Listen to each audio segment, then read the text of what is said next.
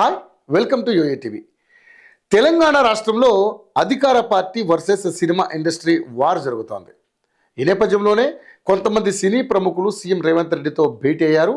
ఈ భేటీలో రేవంత్ రెడ్డి ప్రభుత్వం సినిమా టికెట్ ధరల పెంపు, బెనిఫిట్ షోలపై తీసుకున్న నిర్ణయం టాలీవుడ్ని షాక్ గురిచేసింది.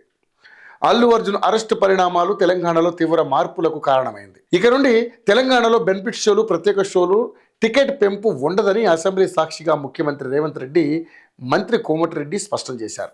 దాంతో షాక్ తిన్న సినిమా పెద్దలు హుటాహుటిన ముఖ్యమంత్రి రేవంత్ రెడ్డిని కలిసేందుకు నిర్ణయించారు. Telangana film development corporation chairman, ప్రముఖ నిర్మాత దిల్ రాజుతో కలిసి తెలుగు సినీ ప్రముఖులు రేవంత్ రెడ్డితో భేటీ అయ్యారు.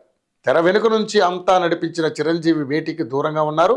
ఈ భేటీలో సమస్య పరిష్కారం అవుతుందని ఆశించి భంగపడ్డారు. ఎందుకంటే తెలంగాణలో ఇకపై బెనిఫిట్ షో, టికెట్ రేట్ల పెంపుకు అనుమతి ఉండదన్న నిర్ణయంలో ఎలాంటి మార్పు లేదని రేవంత్ రెడ్డి తేల్చి చెప్పారు. ఇప్పుడు ఈ ప్రభావం Ram Charan cinema game changer, సంక్రాంతికి వస్తున్నాం సినిమాలపై పడినుంది.